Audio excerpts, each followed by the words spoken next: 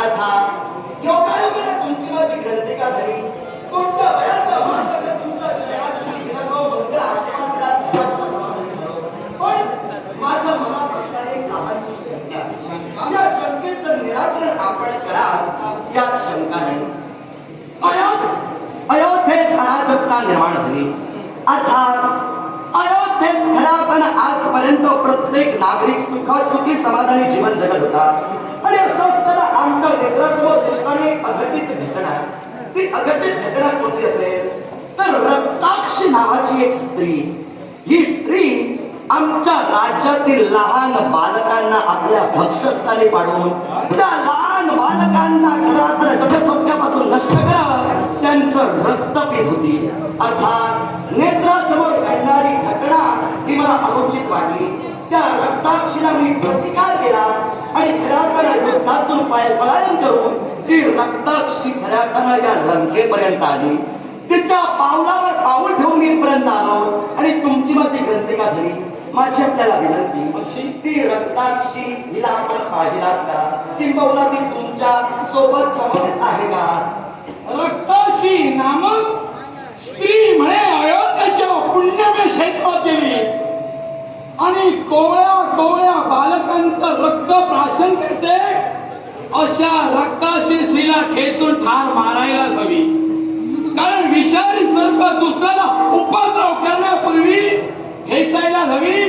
अग्नीची ठिणगी वळवा पेटवण्यापूर्वी विधवायला हवी. रोग हा संसर्गजन्य आहे. इतरांना लागण होण्यापूर्वी हकीम वैद्य नपेक्षा देवतांचे धर्मंतरी खाली आणून त्याच्यावर येतो तर इलाज करायला हवाय. चला सैन्य माझ्या बरोबर येतो. रक्ताशी मिळेल तिथं ठेचून आपल्यापर्यंत रक्ताक्षी आली ना, आम्ही तिला ओळखत सुद्धा आपण तिला पाहिला नाही.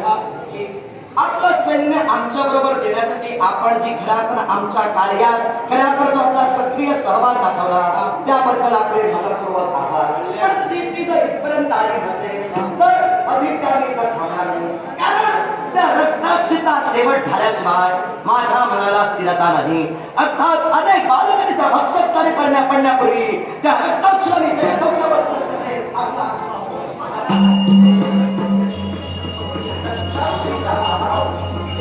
काय प्रकार होता? आमची फसवणूक केलेली काय? नाही नाही, मी ऐकतोय ते सत्य आहे का? हा आवाज माझ्या ओळखीचा मला दिसतोय. अर्थात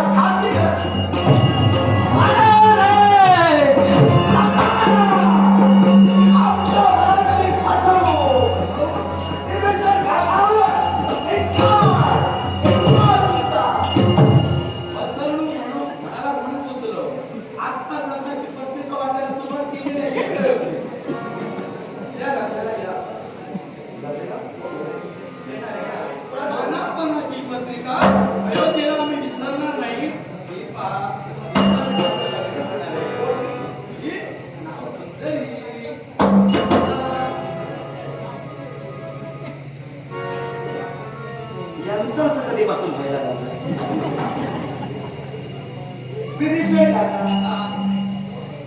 लग्नाची पत्रिका अयोध्येपर्यंत येणार आहे. म्हणजे लंकेत कोणाचं तरी लग्न आहे.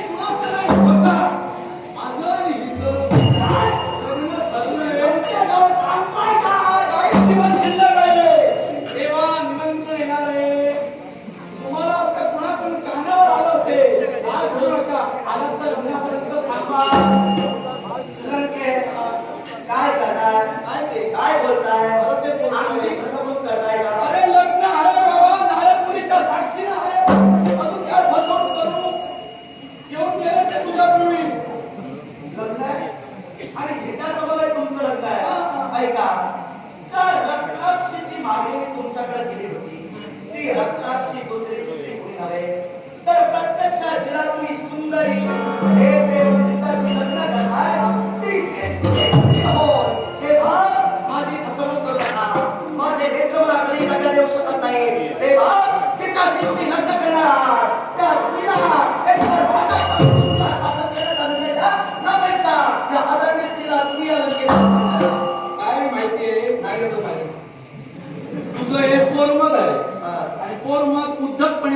काही बोलतो. मग आमचं जर बसवत ऐकून घे. आहे ज्येष्ठ मताला योग्य काय ते सांगा मिळतं. सूर्याच्या मेघांची दाटी झाली तर काही जणांना अंधार झाल्यासारखा दिसतो आणि मेघ दूर झाल्यानंतर दिवस झाल्यासारखा दिसतो. तसं तुझं झालं. तुला जे दिसती ती रक्ताशी आणि आता ती सुंदरी ती रक्ताशी दिसते. आणि नेतृत्व तुझा दोष आहे, माझा नव्हे. माझ्या नेत्रांच्या दोषापर्यंत तुम्ही जाऊ नका. माझं शरीर आजपर्यंत मला व्यवस्थित साथ देत आहे. हो. मी सुदृढपणे वावरतोय. माझे नेत्र कमकुवत झाले हे पलीकडे तुम्ही काही गडबड झाला नाही त्यामुळे तुम्हाला माहित नाही. ही सुंदरी आहे. ही सुंदरी आहे का? आणि सुंदरीच्या नावानं मी तिला ओळखतोय. लग्नाच्या आडापाटा झाल्या, रक्ताशी आहे, लहान लहान मुलांना खाते आहे. हा तुमचा आरोप हिच्यावर ती रक्ताशी. आता ती सुंदरी आहे हे तुम्ही मान्य केला म्हणून माझ्या नेत्राचा दोष तुम्ही सांगितला. तुमच्या मताला फक्त तुम्ही काय मानून करा तर माझ्यावर टीका केला. तिला असलेला रक्ताक्षी म्हणून पाहिली ती स्त्री रक्ताक्षी हो. तेव्हा मी सांगतो ही सुंदरी नव्हे, ही रक्ताक्षी आहे. तुमच्या नेत्रांच्या हातापासून दुर्गुणी तुम्ही दुर्गुणी म्हणून जेव्हा पाहिली ती ही म्हणतात आणि मी सद्गुणी म्हणून भावी जीवनाची सहचारी पाहिली ती सुद्धा ही सुंदरी. आता लंकेचे आता राजे झाला. राजा सारखे बोला, राजा सारखे राहा, आंधळा न्याय करू नका. राजा सारखे बोला, राजा सारखे बोला आणि राजा सारखे वागा असं तुम्ही काय म्हणता. तुम्ही न्याय करू नका. मी काय असं अन्याय बोललो वावगो बोललो ते आधी मला सांग. अन्याय आणि राजा सारखे बोला. तुझा जन्माधी कधी झाला तो लक्षात घे. बरोबर. ज्यावेळी अरे राम युद्धाला कौल लागली त्यावेळी खऱ्यानं तुझ्या कुटुंबाला सहाय्य करता मी झालो. मेघनाथ म्हणजे इंद्रजीत माझा पुतण्या मेघाच्या आडावर सर्वृष्टी केली आणि तुझा पिता सौमित्र याला धारातील पाडिलं. बऱ्याच जणांना वानर सैन्याला वाटलं होतं हे आता गेले माणसातून उठून. पण काय झालं त्यावेळी सुशेण नावाच्या वैद्याला मी सूचना केली चला आणि वैद्य त्याच्यावर इलाज करायला हवाय. त्याप्रमाणे सुशेण वैद्यानं त्यावर उपचार केले. पुन्हा ते व्यवस्थित झाले. त्यानंतर राम रावण युद्ध संपलं. पुनश्च ते अयोध्येत गेले. रामाचा राज्याभिषेक करण्यासाठी मी तिथे स्वतः होतो. त्यानंतर तुझा जन्म झाला आणि जर तुझ्या पित्याला वाचविण्याचा उपाय जर का वैद्यकीय मी सुचवला नसता तर तू आधी जन्माला झाला नसता. आता तुझ्या बापाचा बाप मी इथं आहे आणि तू मला आता शिकवतो आहे नातवंड किती खोल गेली आहे. मुद्दा माझा काय होता तुम्ही माझ्या तू म्हणालास एक लक्षात ठेव. वेळ निघून जाते शब्द लक्षात राहतात. राजा सारखं बोल. अज्ञानपणाचं बांधून पाहिलेलं होतं तुला कोणी सांगितलं. ऐका सांगतोय माझा मुद्दा काय होता तो लक्षात घ्या. तुम्ही कुठपर्यंत बोलला खऱ्या अर्थानं राम रावण युद्ध संपुष्टात आलं तिथपर्यंत. माझ्या वडिलांना तुम्ही वाचलेला जे काय केला ते योग्यच केला एवढ्यापर्यंत बरे होता. नंतर सैर झाला पटवून गेला. एक लक्षात ठेवा. सैद भैर म्हणाला राम सहवासा तुम्ही आहात. रामाच्या म्हणजे तुम्ही पुत्रा समान राहा. या रामपुत्रांची पुतण्यांची वाणी एवढी अपवित्र केव्हापासून पवित्र नाही. रामपुत्रांची वाणी ही सत्यतेची गुण दर्शवणारी आहे हे पटवून देणार. मग मला सांगा राम राजा आहे त्याला कोणी बोललं का राजासारखं बोला. काय रामाचा सल्ला तुझ्यापेक्षा मला जवळचा आहे. राम जिंकला कारण मी आहे. मग रामापेक्षा हुशार कोण आहे. तो हुशार आहे तो अर्धवट आहे. ऐका तसे आता बोलताय अर्धवट कसे जाता मी काय सांगू तुम्ही तुम्ही बोलता अर्धवट तू म्हणतो मी बोलू फिरवून की तू सुद्धा अर्धवट बोलतो. पण मला नको त्या शब्दांचा उच्चार करायला लावू नको. मी करणारही नव्हे. काका मी जे काय बोललो त्याचा शब्द स्पष्टीकरण करा. तुम्ही काय बोलला तू आधी कधी जन्माला आलास हे तुला माहित आहे का. आता मी कधी जन्मात त्याआधी मी राजा झालो म्हणून म्हणालो. त्याआधी मी तू राजा म्हणालास ना राजा सारखं बोल. मग तुझ्या जन्माआधीपासून मी बोलतो तो राजा म्हणून की नोकर म्हणून. मी असं म्हणालो अरे राम येईल तर त्याला काय वाटतं माहितीये, विभीषण बोलतो राजासारखा आणि सौमित्र पुत्र बोलतो नोकरासारखा. तेव्हा दुसऱ्याच्या राज्यात गेल्यानंतर बोलायला आदिशी उद्धटपणाचे शब्द माझ्याजवळ संग्रही पुष्कळ आहेत, पण त्याचा उपयोग कुठं करायला हवाय हे करायला हवंय. तू काय तुझा मुद्दा काय? रक्ताशीनं लहान लहान पोराला गिळंकृत केलेला आहे.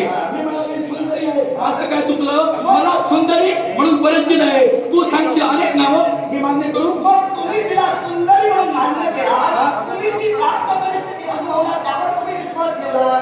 मग मी जी प्राप्त परिस्थिती अनुभवली त्यावर मी विश्वास का ठेवू नये? मी तिला रक्ताक्षी म्हणून पाहिलं, ती जी रक्ताक्षी, तुम्ही सुंदरी, मी कसं काय मान्य करू? तसं तुम्ही ऐका, मी आधी बोलतोय. तुम्ही काय म्हणाला? तू कधी जन्माला आलास हे आधी तुला माहित आहे का? असं बोलला. ऐका, मी कधी जन्माला आलोय मला माहित आहे. कसं ते ऐका, सांगतो आता शब्दान शब्द पटवून सांगतोय. खरं अर्थानं आमच्या 40 पिढ्या आणि या 40व्या पिढीत आमचे प्रभू रामचंद्र अयोध्येचे राजा झाले. आम्ही 41व्या पिढीतले.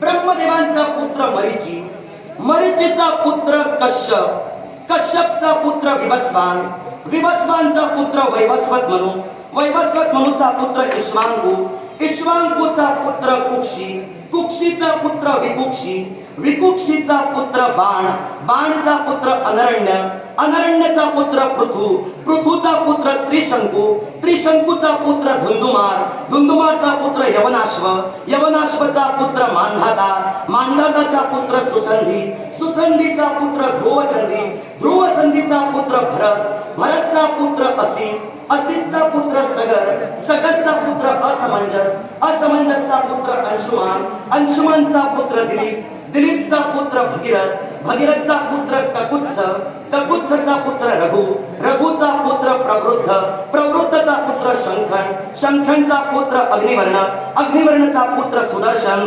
सुदर्शनचा पुत्र खऱ्या अर्थानं शीघ्रच, शीघ्रचा पुत्र खऱ्या अर्थानं जर पाहायला गेलं तर मुरु, मुरुचा पुत्र प्रशेक्षु, प्रशेक्षुचा पुत्र अंबरीश, अंबरीशचा पुत्र नहुष, नहुषचा पुत्र ययाति, ययातीचा पुत्र नाभाग, नाभागचा पुत्र अज, अजचा पुत्र दशरथ आणि 40व्या पिढीत राम लक्ष्मण भरत.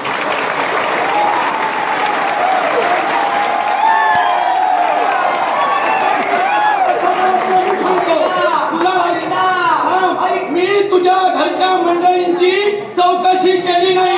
ऐकून घ्या. कारण तो प्रभू रामचंद्र हा देव तत्वाने नसलाय, तो देवगुणी आहे. देवगुणी आहे. तो देवगुणी कसा आहे हे तुला मी सांगू शकतो.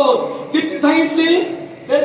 तू सांगितली नाही, 41 होते तुला माहित नसेल. आणि ती सांगायला तुम्ही सगळं पण ऐकते. विष्णूचा अवतार राम हा ज्यावेळी मला कळाला ना त्यावेळी त्याच्या गुणाची पारख आधी मी केली.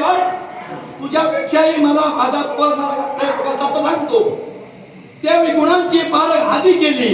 मी कुळात किती जन्माला आलो याचं तुला हेरापटन करायला सांगितलं नाही.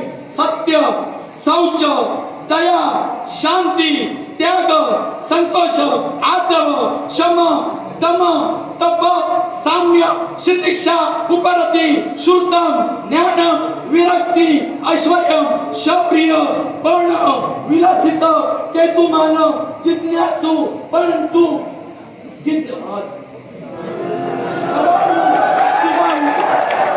कैलासु आणि त्याच्यानंतर अस्तित्व सनातन पूर्ण ब्रह्मांड मी निवडला.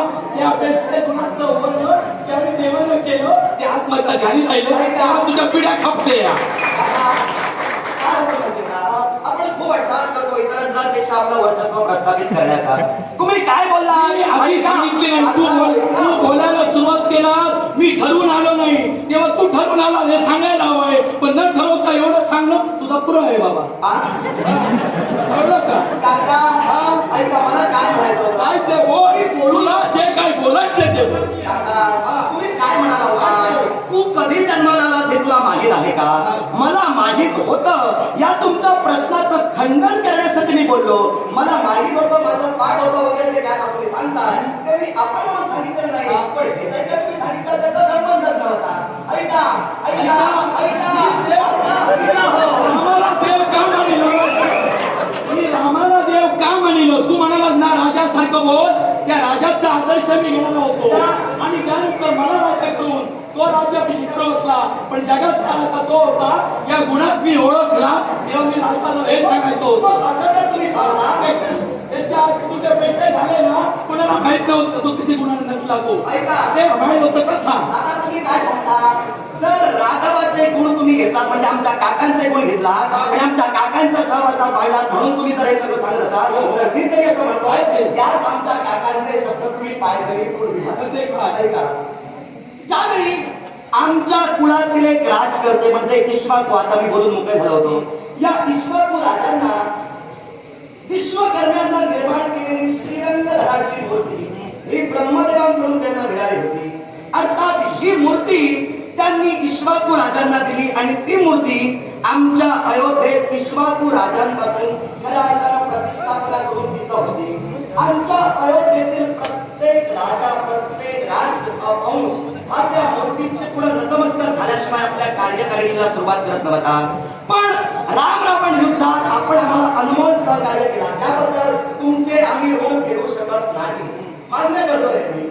जे तुम्ही सहकार्य केला ते केला तर अनमोल सहकार्य, असं कोणी करणार सुद्धा नाही. ते सहकार्य तुम्ही केला.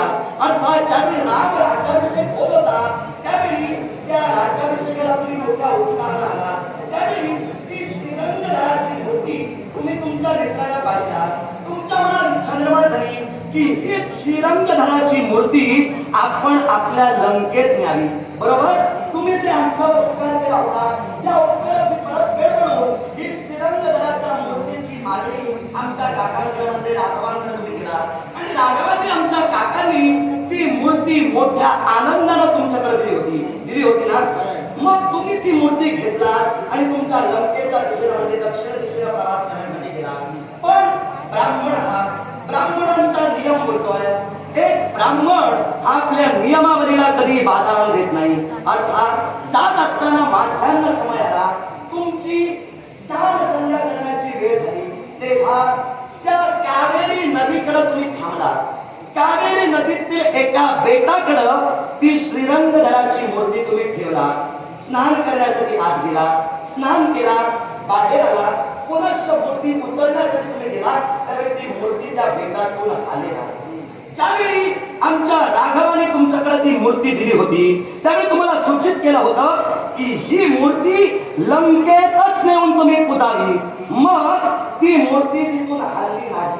त्यावेळी आकाशवाणी झाली आणि आकाशवाणी झाली तेव्हा तुम्हाला सूचित केलं गेलं ही मूर्ती आता इथून हलणार नाही. ती जमिनीला स्पर्श करण्या अगोदर तुम्ही लंकेत यायला हवी होती. आता हे लंकेश या मूर्तीचं खऱ्या अर्थानं दर्शन या कावेरी नदीच्या या बेटाकडे येऊनच तुम्हाला घ्यावं लागेल. अर्थात त्यावेळी त्या क्षेत्राला श्रीरंग तीर्थ क्षेत्र म्हणून ओळखलं गेलं, जिथं हे लंकेश खऱ्या अर्थानं त्या मूर्तीचं पावित्र्य जपण्यासाठी प्रतिनिधी तिथपर्यंत जात आहे. त्या मूर्तीचं दर्शन घेऊन यथाविधी पूजा करून पुन्हा तुम्ही इथे येतात. मग आमच्या काकाने तुम्हाला सांगितलं होतं लंकेत नेऊन त्या मूर्ती पूजा. ती मूर्ती कावेरीच्या बेटात कशी राहिली सांगतो तुला. राघवानं मूर्ती माझ्या सांगण्यावर माझ्याजवळ दिली होती. ते हा अनेकांच्या उपयोगी ठरावा.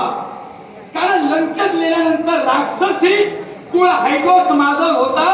रावण मेल्यानंतर सुद्धा ज्यावेळी निद्रा अवस्थेत असताना माया विद्येचा जाल टाकून एक वेळ मी विष्णू भक्तीला बसलो असताना त्यातून विष्णूच्या बैठका सहस्त्र नामावली जपली ती उचलली होती आणि त्या राक्षसानं आपल्या पात्रा भोवरात लिहिली होती. याची जाणीव पूर्ती मला होती. पण राजबाणानं कोण अधोगतीला जाणार नाही, सद्गतीला जाणार. कारण रामाने तयार केलेलं वाक्य होतं राम जाणे रावणा आणि रावण जाणे रामा. हे बरोबर आहे. मग बाळ ज्यावेळी ती पाताळाच्या ठिकाणी नेली गेली त्यावेळी संजीवनी ही पाताळात गेली. तज्ञ शुक्राचार्य यांची छाती अभिमानाने मोठी झाली. आता माझा कुळ हे शतपटीनं ग्रहण राहणार आहे. एकही शिष्य माझा मरणार नाही. कारण प्रभूच्या हातची ज्यावेळी मूर्ती असते किंवा वाचिक नामस्मरणाची पोथी असते ती अमृताच्या पाजरासारखी असते. मग एकदा ती नेली आणि असुर बलवंत झाले, आमच्यावर स्वारी केली.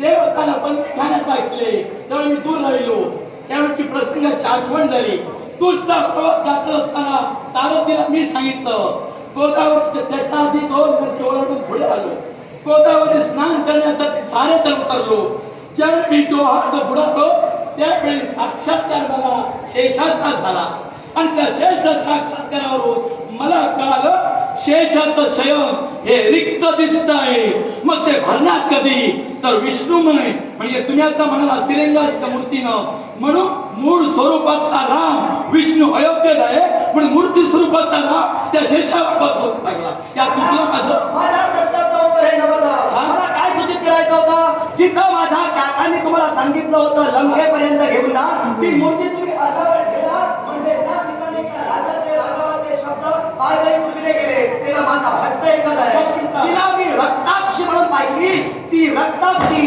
माझ्यामध्ये रमणारी आहे तेव्हा महाराज चंद्र का तू किती हट्टास केलास तरी मला माहितीये ती सुंदरी आहे तुझ्यासाठी नावात परिवर्तन करणारा लंकेचा राजा विभीषण नव्हे समजा समजता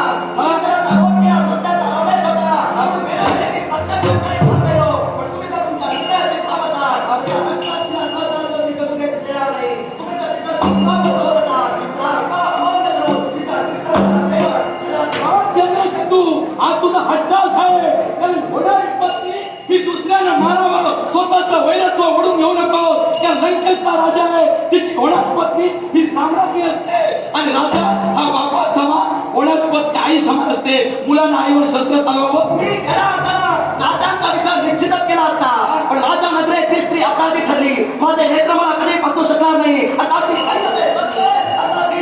लाखांसाठी उपद्रवी आहे आता भविष्यात पश्चातापाची वेळ येऊ नये म्हणून ते सत्य मी पाहिलं त्या सत्याच्या पावलावर तू सत्य नाही असत्य पाहिलं आहे का रामराज्यामध्ये रामराज्याच्या मी सुरुवात झालं रामाच्या राज्यात कोणी विधवा नाही कोणी दुःखी नाही कोणी कष्ट नाही कुणाचं रक्त सांगत नाही मग रामराज्य असताना रक्त बाहेर पडतच असतो मी तेच पाहिलं काय ते प्रत्यक्षात विश्वविद्यालय देवाच्या कृपेनं मी पाहिली आता तेच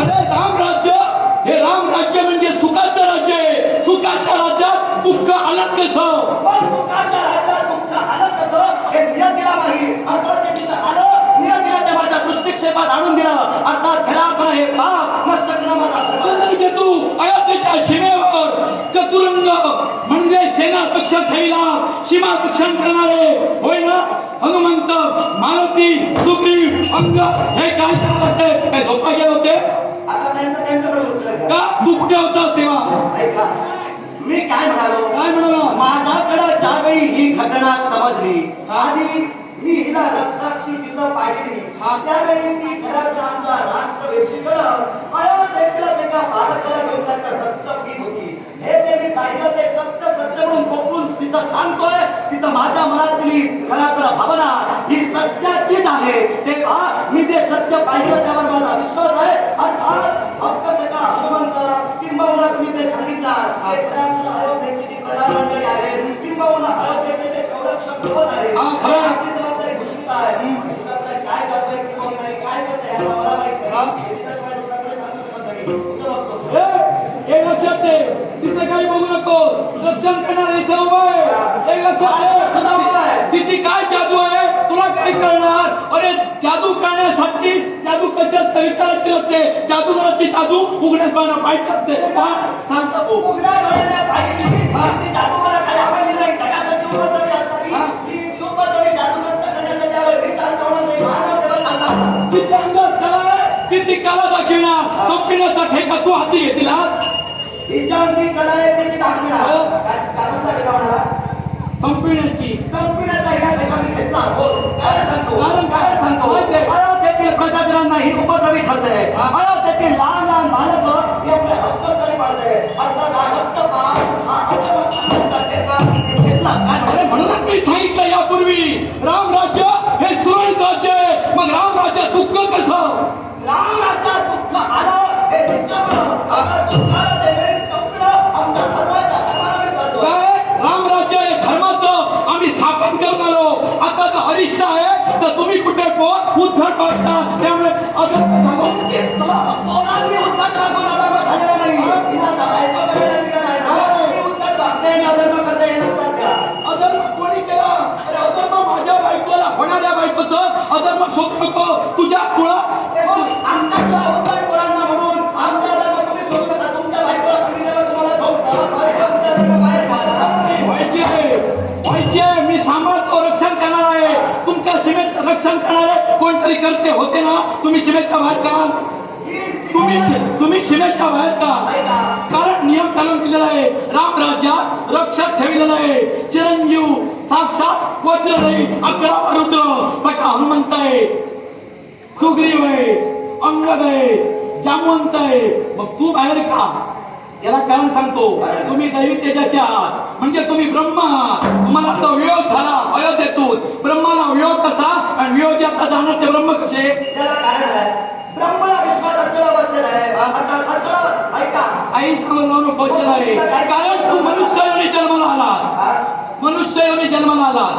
आणि तुम्ही अरे बाबा, मी ब्राह्मण योनीत मनुष्य योनीत मी तुझ्यापर्यंत आलोय. ते प्रश्न पुन्हा तुम्हाला विचारतोय. तुम्ही काय म्हणालात? हा वियोग कसा आणि विरोधी ब्रह्म कसा? मनुष्य योनी जन्माला आलेल्या मनुष्याला ब्रह्मतत्वाला माहिती असताना ब्राह्मण सांगतोय ब्रह्माला वियोग कसा, विरोधी ब्रह्म कसा? काय बोलतो?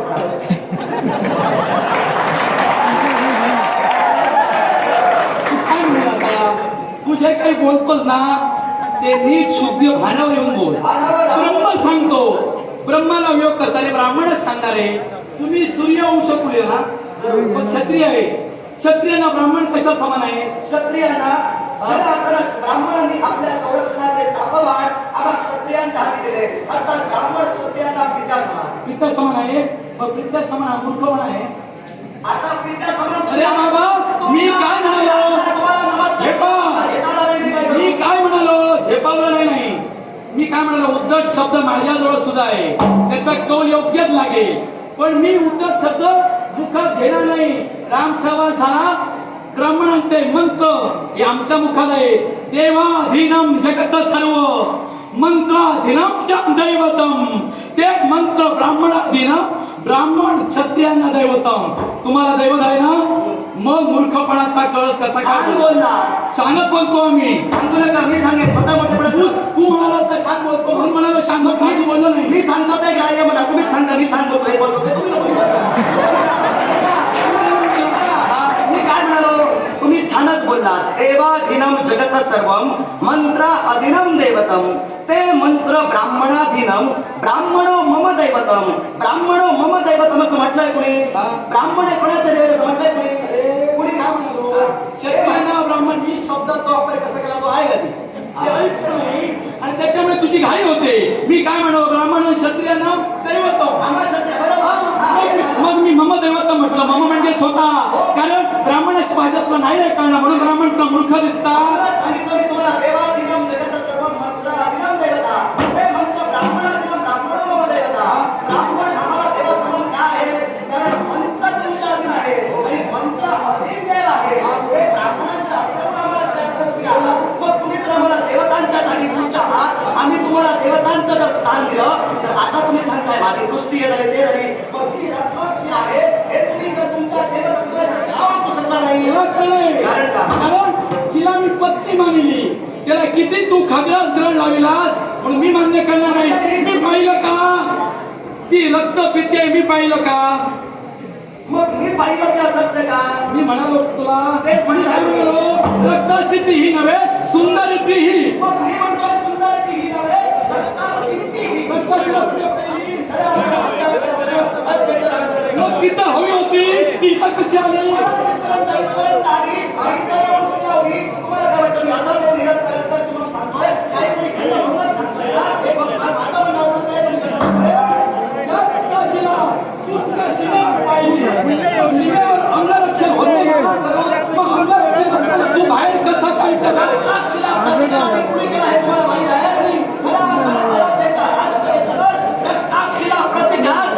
चंद्रकेतूनच केला. तेव्हा बाहेर कोण आत कोण हे आता पुन्हा पुन्हा सांगू नका.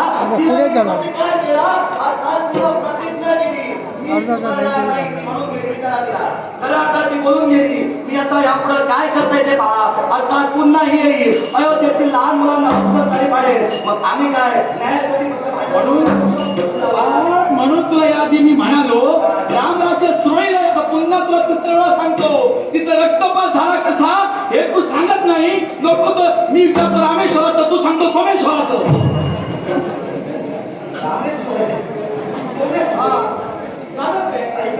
म्हणालो चंद्र कोरा कोमेजला शिव कृपे योगे पुन्हा तेजाळला. ज्योतिर्लिंग पहिले ब्रह्मदेवे अर्चिले सोरटीचा सोमदत्त नैवेद्याची खाती. हे आमचे दळ तू विरोध त्यावेळी इंद्रजिताचा युद्धाचे काही तू भेट काही सांगितलीस ना, या तुम्ही किती गिरविले बाबा ते